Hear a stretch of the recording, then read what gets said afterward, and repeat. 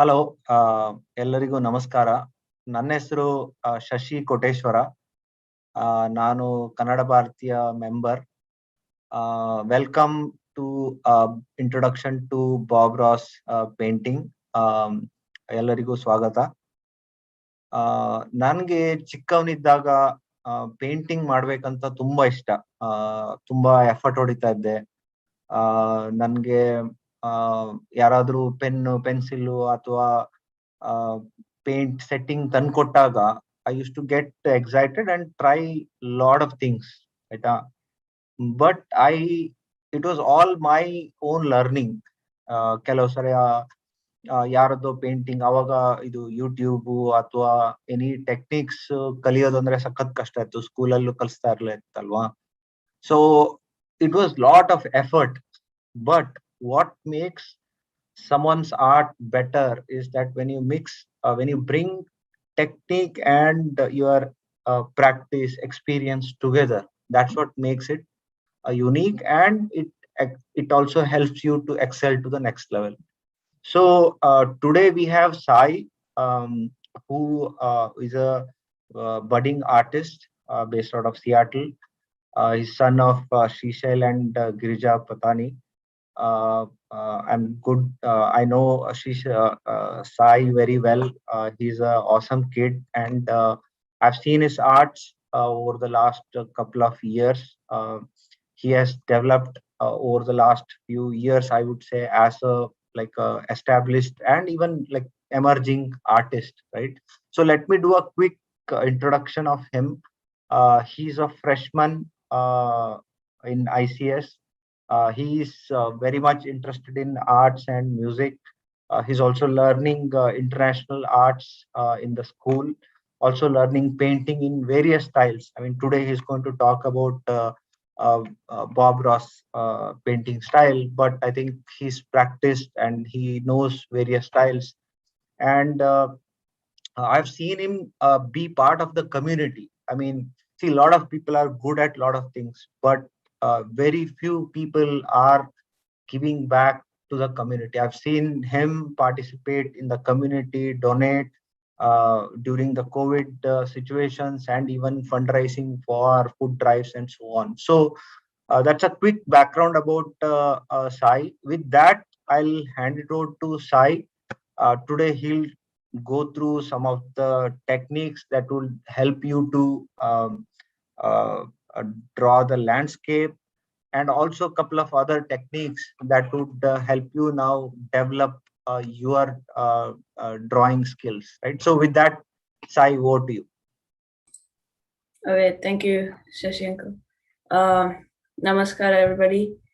So today I'll be introducing you to Bob Ross style painting. Just give me a second.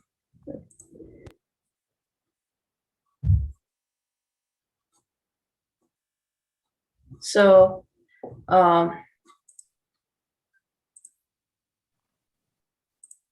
who is Bob Ross? Bob Ross was an American painter who got famous for his wet-on-wet oil painting technique and his landscape paintings. As an 18-year-old, he enlisted in the United States Air Force, and while stationed in Alaska, he developed his fast painting technique during his breaks. So the wet-on-wet technique, it's basically where you paint on another layer while the previous layer of paint is still wet. So this makes it like much faster to finish the painting. And after his retirement, he attended art classes, further developing his style. Bob Ross started his television show, Joy of Painting, on PBS, which ran for 11 years, where he taught the viewers how to paint along with him. And usually his videos are like 30 minutes long. So it was like a good structure for like a television show. So here are some of the tools that he uses. So up here in the top left, this is the liner brush. This is for small detailing work, maybe some branches on the trees and some tall grasses. Below that is the half-size brush. This one is used for bushes and large trees with a lot of leaves. And then below that is the fan brush. The fan brush has many uses. Sometimes he uses it for clouds, sometimes for grass or trees. These are usually used for trees. And then there's the oval brush, which can be used for like different shapes of bushes. And then over here on the right, we have the 1-inch brush. This one is used for blending and to do trees. It kind of serves the same purpose as the 1-inch brush. And then the 2-inch brush is for covering like large areas of land or sky, and also used for blending. And then to the very right, we have the palette knife, which is used for mixing paint on the palette, and it's also used to make mountains. And I'll show you a couple of the brushes that I have here. So this is the 2-inch brush. It's pretty big, so it can be used for larger paintings to do areas quickly. And then I have a couple of fan brushes here. They look like this. And then I have the oval brushes for bushes.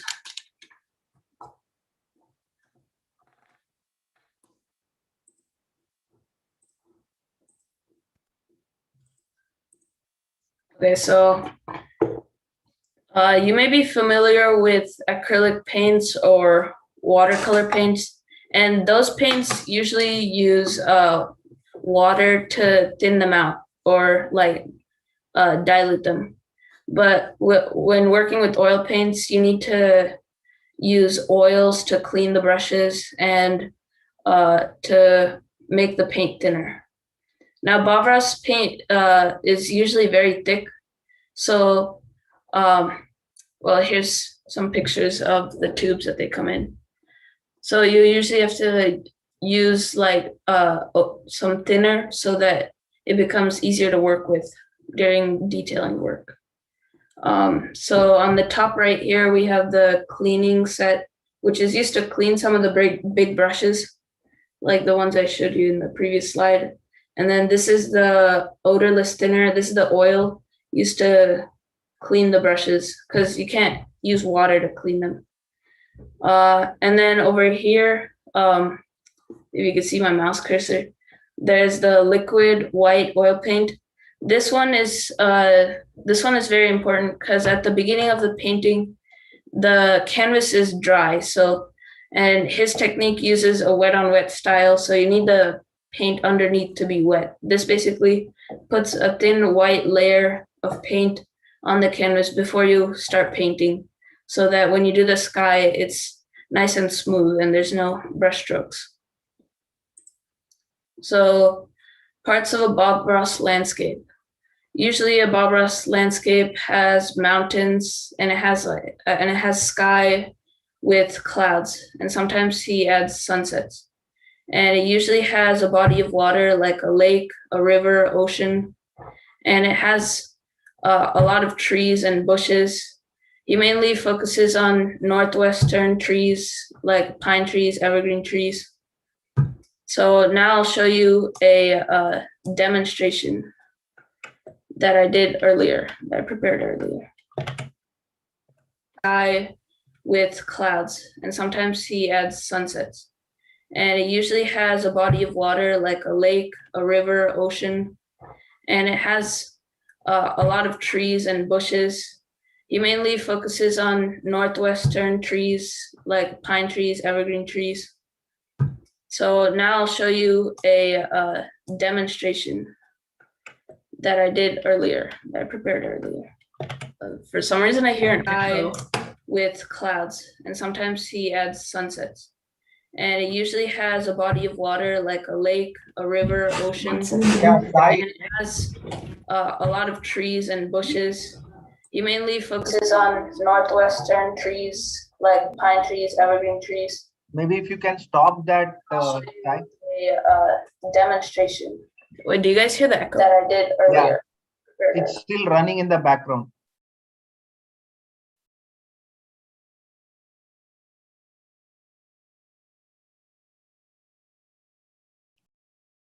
Yeah, now it has stopped.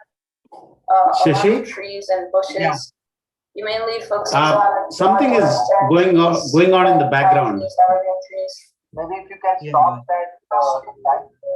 Yeah, I stopped sharing. Oh, hold on. You guys hear the echo? Okay. Okay.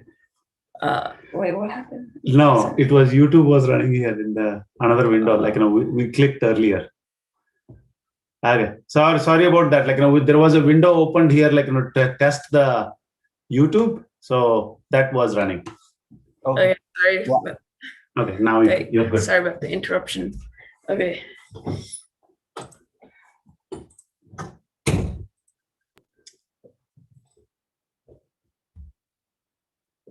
So first, at the beginning of a Bob Ross painting, as I explained earlier, you have to put liquid white, which is what I'm going to start doing off right here.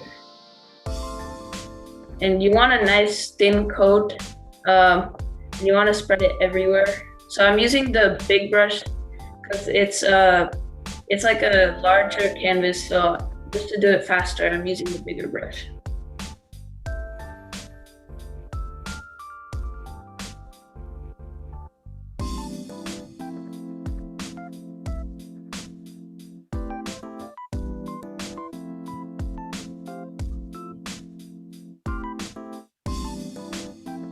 So yeah, where I show my hand, you could like touch the canvas after doing this, and then you should see that it shouldn't be too much. It should just be a little thin layer. So now I'm gonna start by doing the sky, and I'm using phthalo blue, which is like a bright blue, and I'm using the 1-inch brush here to do the sky.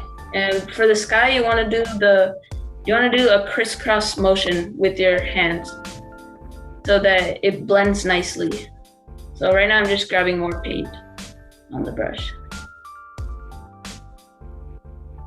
So you have to keep doing the crisscross motion, and you start in the corners because the corners are usually the darkest areas. And then as you move down, it gets lighter and lighter because we have that liquid white on the bottom there. So when you scrub the canvas with the brush, it gets lighter and lighter as it mixes with the liquid white on the bottom. So now I'm grabbing a darker blue, which is Prussian blue, just to do the corners.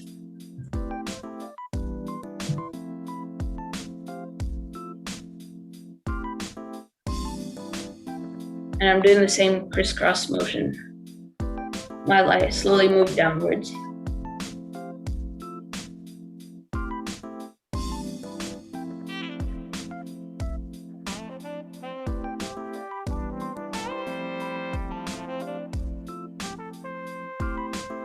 Now I'm gonna do the lake portion of the painting.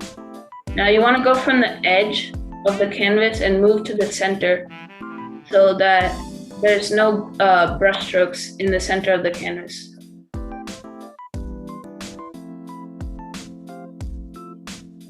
And also you can see some lines. It gives a more realistic effect when you... So right now what I'm doing is I'm blending out the sky with the 2-inch brush, trying to get rid of the brush strokes. Or you could use any of the bigger blender brushes to remove the brush strokes.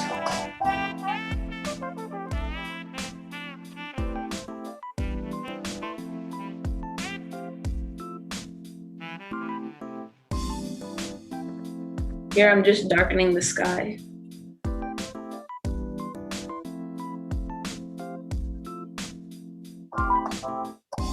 And the lake. You don't want it too dark. You want it like a light blue.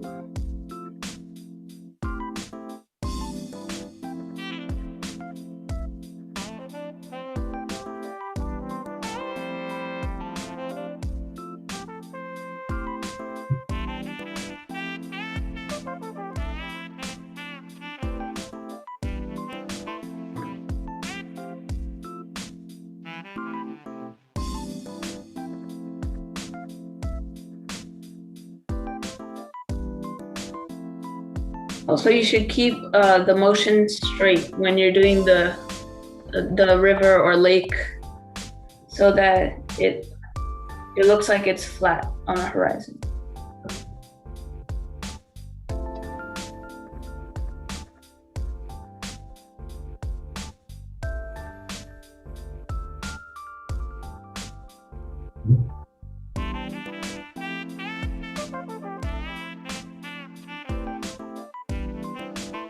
Now I'm going to start making the mountain, and what I have here is a darker color. It's called mountain mixture. It has some blues, some reds, some browns mixed in to get this dark color for the base of the mountain. So this basically gives like the rocky texture of the mountain underneath the snow on the mountain. So for right now, I'm using the palette knife, and I'm pulling the paint on the palette flat. So you have to pull it with the palette knife down. And then now you have to cut across and get a roll of paint on the palette knife, like so. Now, when you're doing the mountains, you want to hold your hand like this, so that the roll of paint goes on the canvas, and then you're going to want to drag down and then make the shape of the mountain however you like.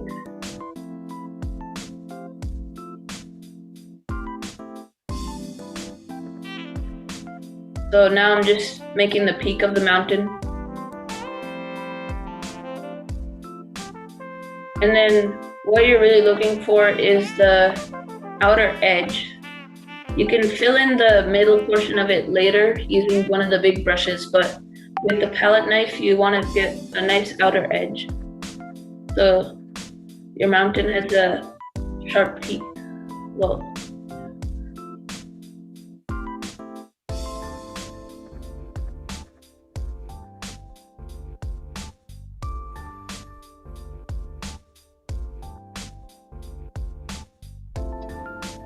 now what I'm doing is I'm scraping off the excess paint, because I don't want it too thick when I have to add the snow on the mountain. So I'm just scraping it and pulling it down. And this also fills up the center portion of the mountain.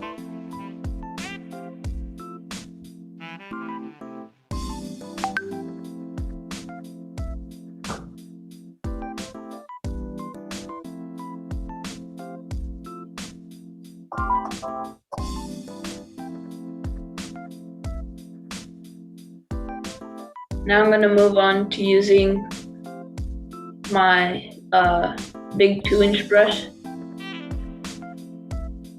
after I've washed it.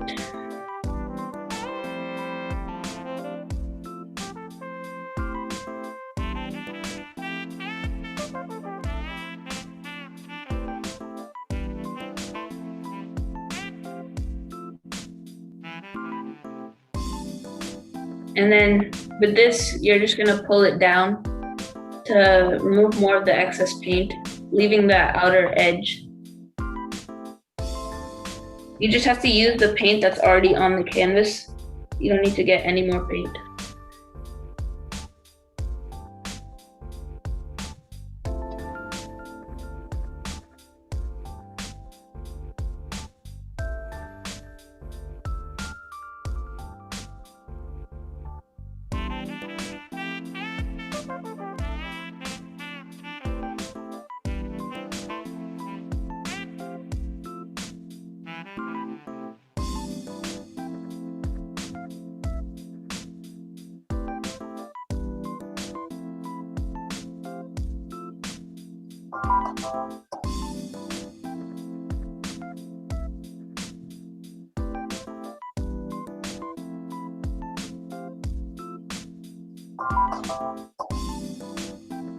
So now I'm just getting the misty effect at the base of the mountain so that the mountain looks really far away, and that helps with to make it look more realistic. Now you just move from side to side, removing the brush strokes at the bottom. When you're blending, you want to keep it light so that you don't move much paint around.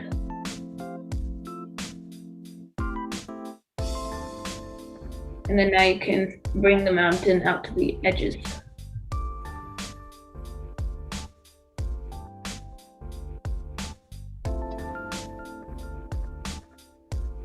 And now what I'm doing is I'm doing the same thing with the white on the palette knife. So let me show you the motion there. So on the palette, what I'm doing is I'm cutting across the white there with the palette knife so that I get a roll of paint on the knife. And then now you want to keep your hand very light so that you get the cracks in the surface there. That makes it look like there's some rocks in the mountain. And you have to pull down so that you can cover the mountain with snow.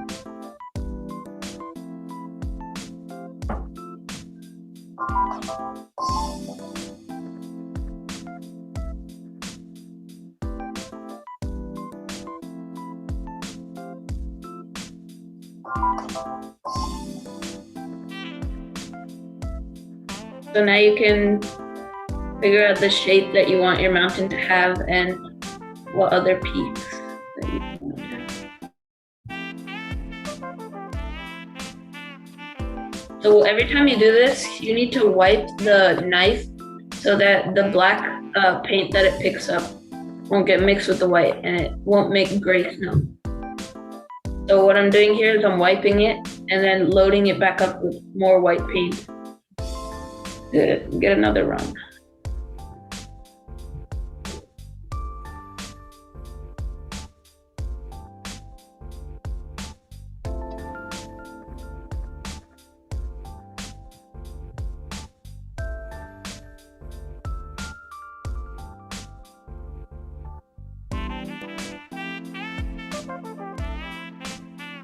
Sorry, my elbow's kind of covering.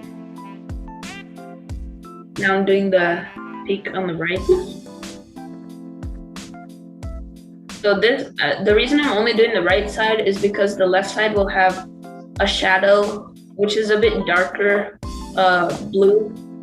I mean, a darker white mixed with a little bit of blue. So that's why I'm just doing the right side, which is pure white.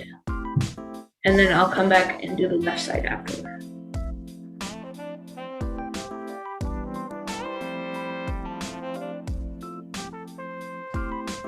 I think there is some questions, looks like. Mika's hands are up. Oh, yes.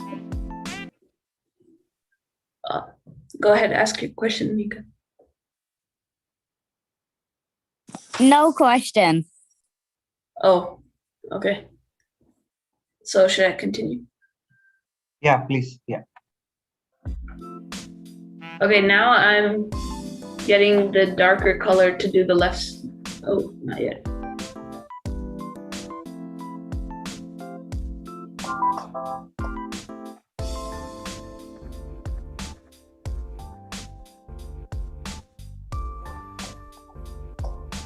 So when you keep your hand light, it gets the cracks at the bottom of the base of the mountain so that it gives a more rocky effect. So it looks like the top of the mountain has very thick snow, but then as you get lower, there's cracks in the snow. Little areas where the snow has melted, or there's rocks.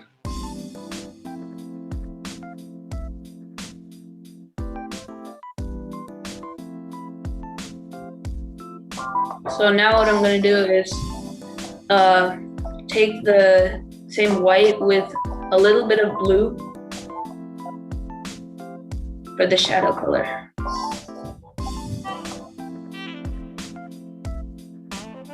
So I'm going to do the same thing where I roll out the paint and then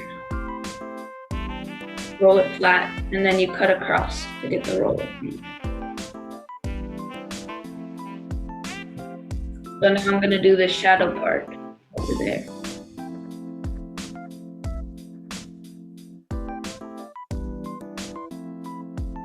So this depends on which, what type, like your own mountain. It might have different areas where there's shadow and different areas where there's light. And that basically depends on where you want the light to be coming from. So in my painting, I have the light coming from the right side. So I'm gonna do the right side with pure white, and then the left side with the shadow color, which is the light blue.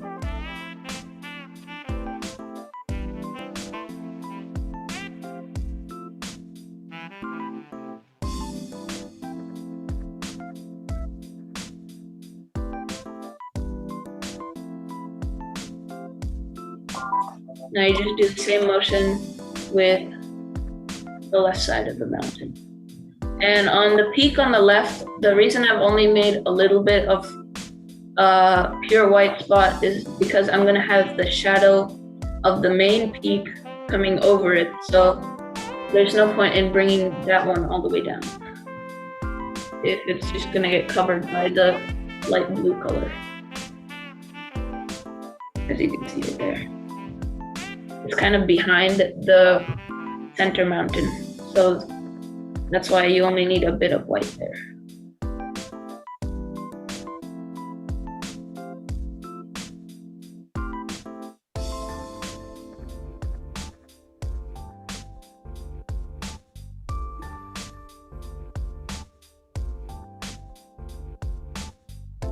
It's very important to have the shadow color so it kind of finishes off the mountain and it doesn't look like there's a bit that's just floating.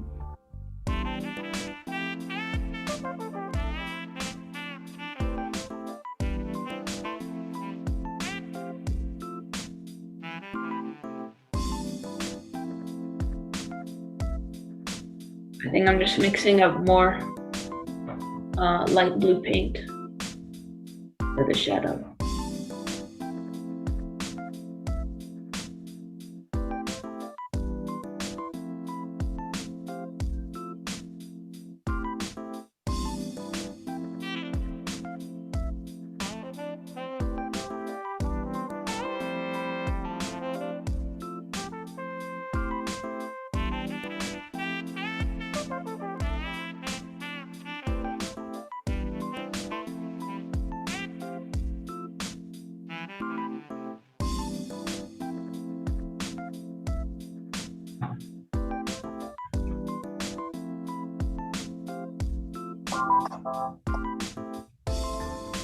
Now what I'm doing is I'm making some distant trees near the base of the mountain. And what I've done is I've taken some of the darker color and with a little bit of white to make it a bit lighter. And that way it looks more misty. So it looks farther back in the painting near the mountain. And I'm doing it at the base of the mountain with the fan brush. And the fan brush gives it the texture that we want with the trees. So what I'm doing is I'm taking paint on the fan brush and then I'm just pulling it down. Yeah, this gives you a better control.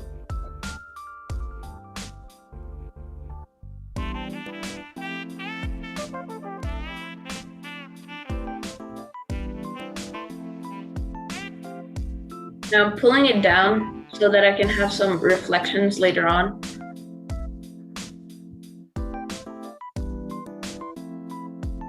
Now you can have whatever texture you want, but I think I'm just gonna blend it out. So you can tap or you can pull down with these distant trees. And sometimes you can even have just hills back there, but I've chosen to do some trees instead.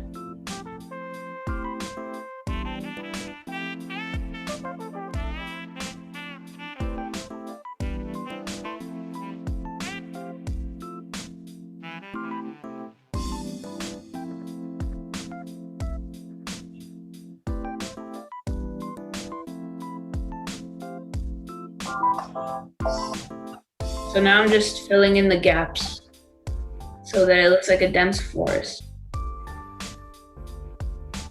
Now what I'm doing is I'm taking a big brush and I'm just pulling down on the trees, and that gives the reflection effect on the lake because these trees are on the other side of the lake and we want to show that with the reflection.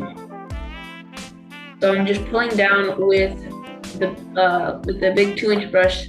And now I'm moving my brush from side to side so that it blends out nicely to give it the misty reflection effect. And now what I'm doing is I'm taking my palette knife and I'm taking some white with oil, or you could use liquid white, but we want a really thinned out white on our palette knife. And then what I'm doing is I'm adding some water lines or ripples on the shore of the other side of the lake. And I'm just dragging my knife from side to side to get the ripples.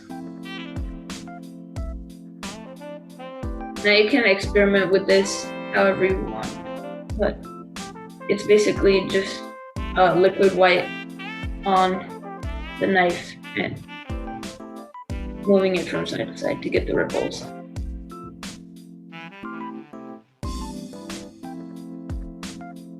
Now what I'm doing is I'm taking the darker color and I'm putting it on a fan brush just so I could lay out where my land is going to be. So what I'm doing is I'm just making a line to show me where, to just plan out where I'm going to put the land. And now to make the land, I'm using the dark color as a sort of shadow color, which I'll put grass on later. And I'm doing that with my fan brush to get a texture. And also just to fill it up. And I'm tapping it so that I can fill it up with the darker color.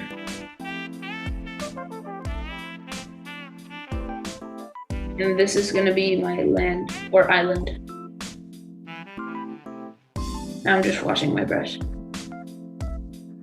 So now what I'm doing is I'm taking some yellow paint, a lot of yellow paint, and loading it on the fan brush and adding a little bit of green. And this gets the grassy color to put on our island.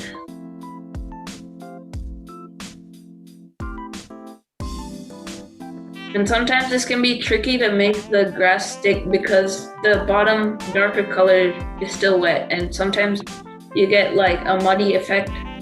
But what you should do is, if you get that kind of effect, you should add some liquid white to thin it out a bit, or some oil, because thin paint sticks on thick paint and not the other way around.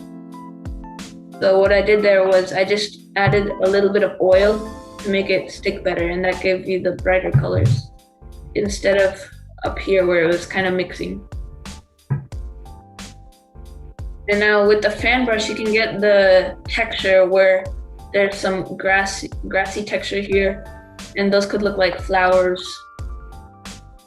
Now what I'm doing is I'm putting paint on my fan brush, and I'm gonna make a big pine tree here. So I'm just building the tree and pulling down paint to plan out where the tree is gonna be. So this is the trunk, basically. And now for the tree, sorry if you can't see this, but you have to hold the fan brush sideways and tap to get the texture and the shape of the tree that you want. So that's why the fan brush is really useful for these kind of trees. And you can get some nice shapes and branches.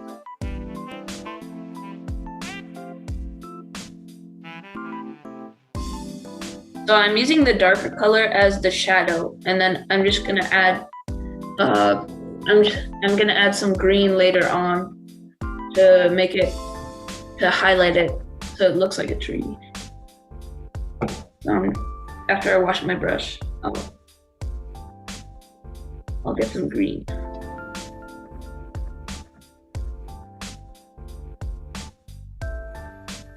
Yeah, Sai, if we can take a question.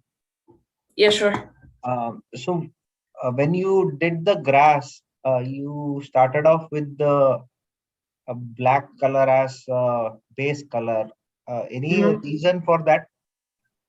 Well, that gives the shadow texture. Hold on, let me go back. So here that you see there's like cracks in the grass, Yeah. and that basically gives the shadowy texture underneath the grass. Because if you just put the grass on over the white lake, then it'll look kind of transparent, and it won't look like there's land there. It'll look like there's like leaves. It won't look like grass. So it's really important to have that darker color on the base, and then you put the green on top. So then, yeah. Good question. Okay, thanks. And that's the same reason why I did that with the trees too. Oh, okay. Now you have put the base as the black color, and then you're going to put green on top of it. Yes. Okay.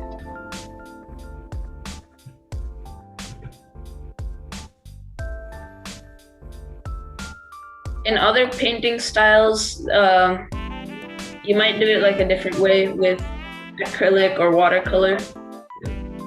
Or, I don't know, it could be similar to this.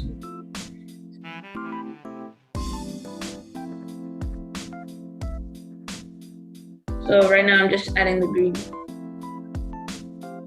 I think I took too dark here, so I'm just gonna come back later and make it a bit brighter.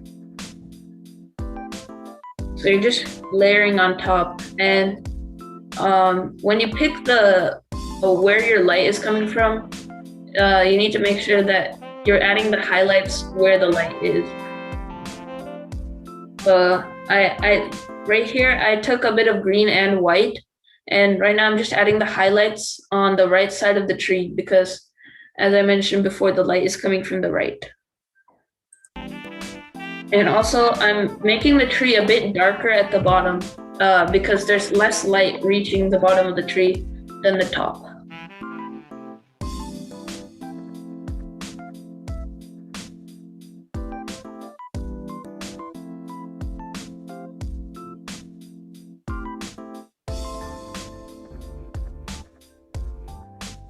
Now I'm just gonna put another tree next to it using the same method from before.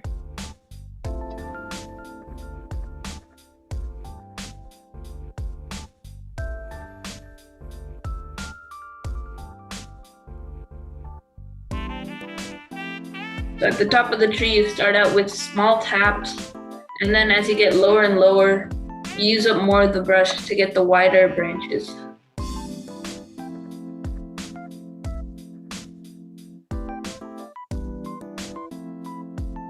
It's different with other types of trees, but for this type of tree, it's important to use a fan brush to get this kind of texture.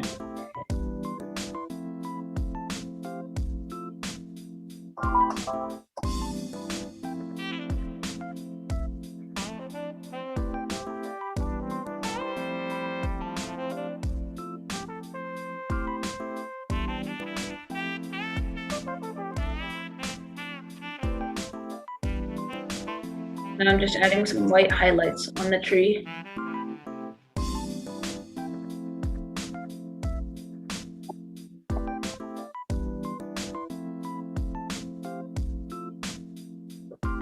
White and green highlights.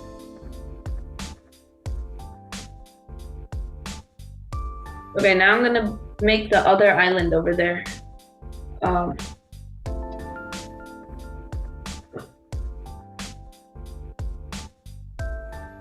So for this island, I'm gonna actually add a reflection. So you just have to pull down the paint.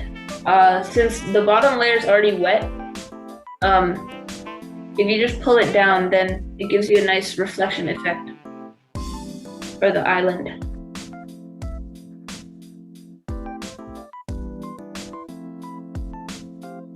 And you use the blender brush as last time. Okay, now I'm just doing the grass on the other island too. And adding some white flowers on the grass.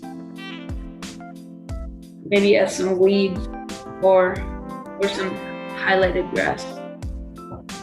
Now what I'm doing is I'm adding the last tree here. Using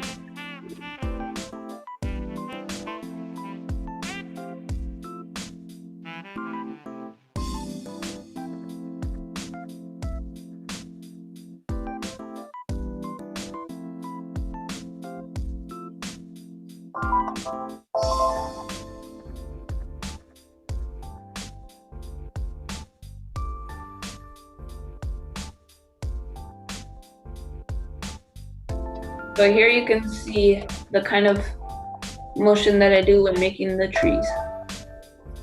And it's important to use the corner of the fan brush so that you have more precise,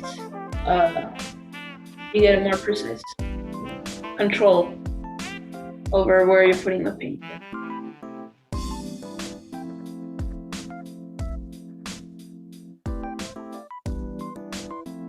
Okay, right now I'm just adding a reflection of the grass, because before we had the reflection of the shadowy portion, but now I'm just adding a reflection for the grass.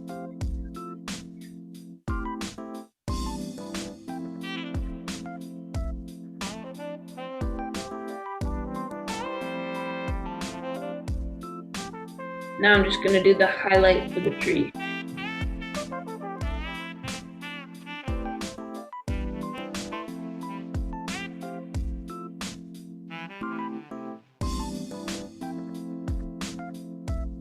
So in this introduction, I'm just gonna show you the basic components of a Bob Ross landscape. Usually there's more components that he adds, like bushes and like sunsets and clouds. But this is just to show you the basics. This you can use in almost every Bob Ross painting. But he also adds some bigger trees with big leafy trees, not just evergreen trees. Now what I'm doing is I'm doing the same waterline ripple effect that I had before. Okay, now I'm just signing.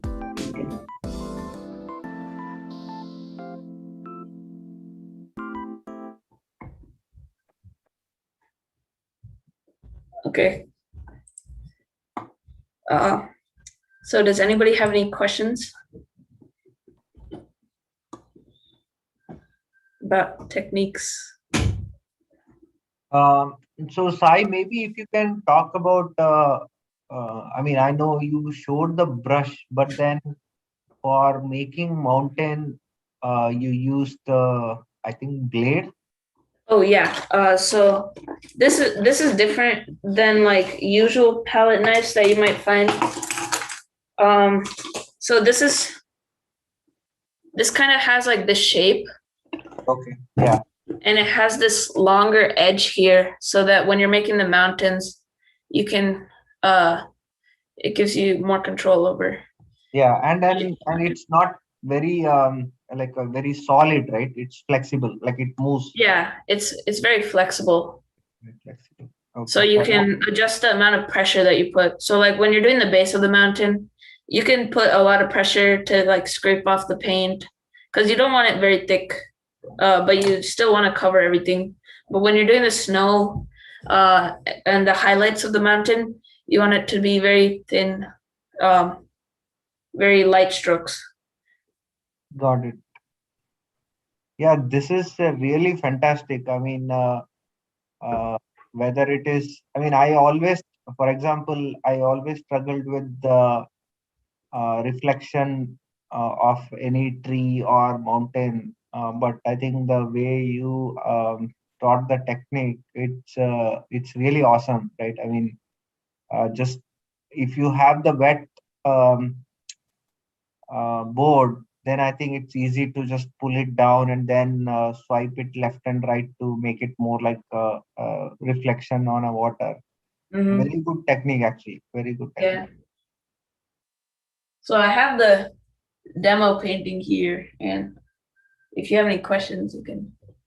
Yeah, it's really fantastic. I mean, seriously, I have a lot of techniques, whether it is drawing the, I mean, for me, a lot of learnings, right? I mean, I'm sure it is true for a lot of kids as well. I mean, for me, first thing was uh, I always used to have this paint strokes, sorry, the brush strokes, right? Mhm. And it becomes really hard to just take out. But I saw today that you were using the blender brush, right? Yeah. I think that was a big learning for me. And then reflection was like creating a reflection. That's like I would say like I mean I didn't know the technique at all, right? I think that's another big for me. And then third, more on the base painting, right? I think we always do, okay, I want to do grass or something, then we take the color of that and then start building on top of it. But I think the concept of having the base color of the real stuff, which is like a dirt or a island, then you know Yeah. that it's a dark color, and then you do on top of it, right? So Mhm. that helps. So what the painting you used here, is it oil paint? Yeah, oil paint. So what happens with acrylic or watercolor is that it dries out very quickly and it's not very effective for the wet on wet style. Because by Okay. the time you're on like the second or third layer, the bottom layer is already dried out and you can't really do the reflections or anything like that if it's all dried out. Yeah, makes sense. So how long does it take for drying the complete artwork? So usually it takes, I mean, it depends on the climate. When it's like a hot, sunny day, then it usually takes like 48 hours, 2 days. But when it's cold, then it sometimes takes 3 to 4 days to dry. Wow. Okay. Yeah. So people who are going to watch this live session, if they were to do this or any other, so what are the base materials that they have to have? What kind of materials, like is it, can they do it on a paper, can they do it, or they have to have I mean, maybe if you can, I don't know, I mean, maybe if you can So, list down few things. Yeah. yeah. So what I have here is a canvas, and it's kind of like a cloth with grooves in it. So usually you can find them like this, and they have a frame around it, so it's easy to paint on it without it like folding or anything. And you put it on an easel that I had over there. It's a wooden easel, um, and that holds it straight. But you can also put it on like a table or anything. That's fine too. But another thing you'll need is oil paints and like some of the important brushes that you need that he uses often is like this 1-inch brush. It can substitute for like the big blender, but yeah, this one is really important. And then there's the fan brush that's really important because this one gives you the textures, and also the palette knife. So like these three, they're important in Bob Ross paintings to get the effect that you need. And yeah, I should have. And the for the oil paints, you need some medium, like the liquid white.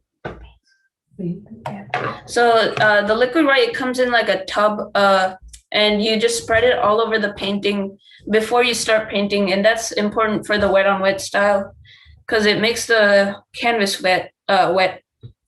And yeah, that's also really important along with the oil paints. Okay. So that is for how do you use that? 1 second, my mom's getting. Okay. So you use that to wet the canvas? Yeah. So if you're making like a nighttime painting, then there's also liquid black.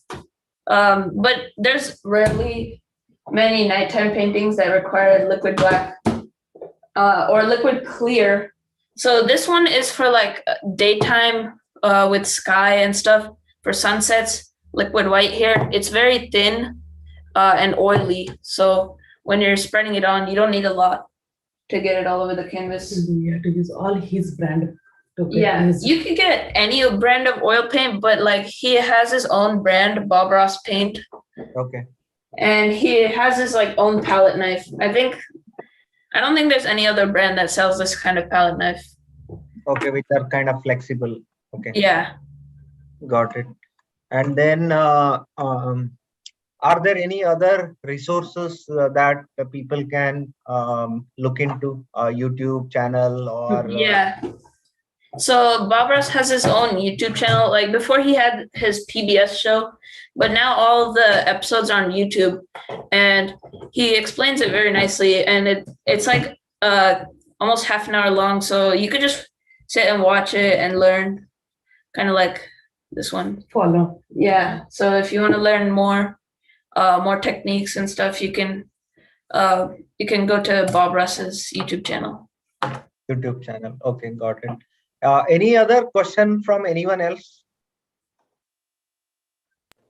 I think Shashi, there is one question from let me see, from Satish. Satish, can you? Yeah, Satish, maybe you can ask. Unmute. I don't have a question. Okay. Yes, go ahead. I don't have a question. So she doesn't Oh, have. He doesn't have. Oh, you don't have a question. Okay. Good. So I think this is fantastic. So I have a question. sure. So how long have you been painting? And for somebody to start, what is the technique they need to follow? Like if they are young, not as old as you, Yeah. younger than you, what is the technique they need to adopt to start painting?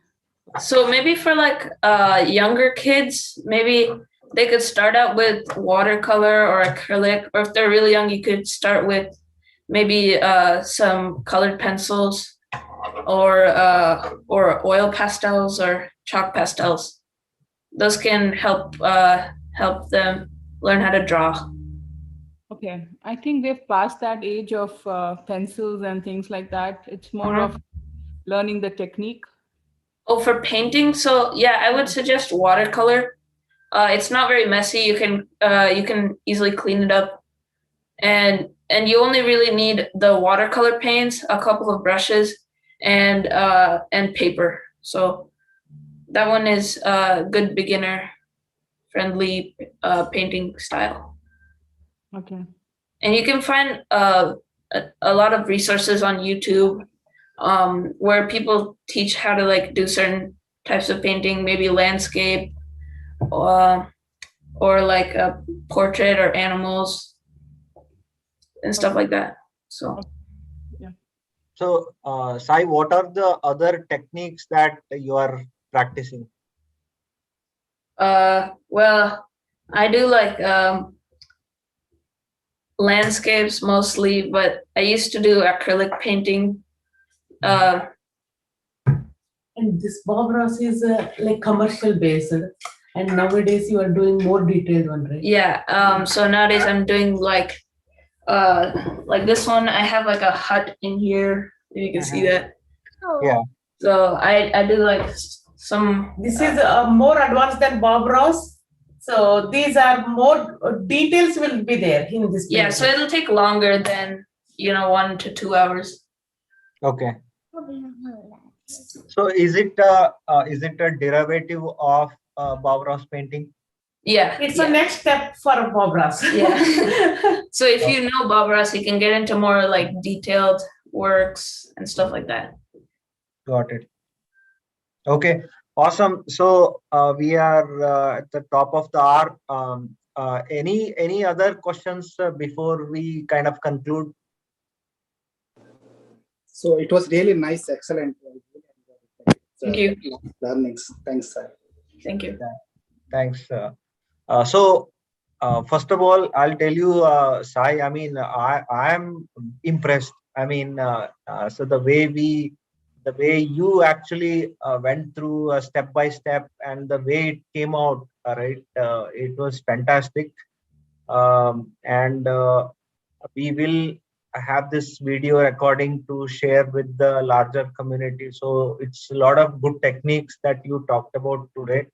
Hopefully it will be useful for people who are trying to get into this space, and you be the inspiration for the young kids who are trying to get into this space. So I think all the best for your artwork, and I wish you that you continue to do the work that you are already doing, community work, as well as the painting. I mean, you are getting better day by day.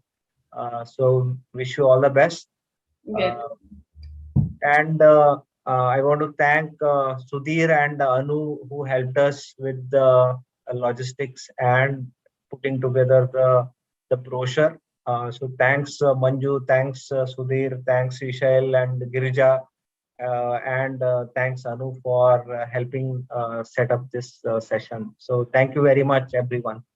Thank you, Kannada Bharati, for this opportunity to teach for this workshop.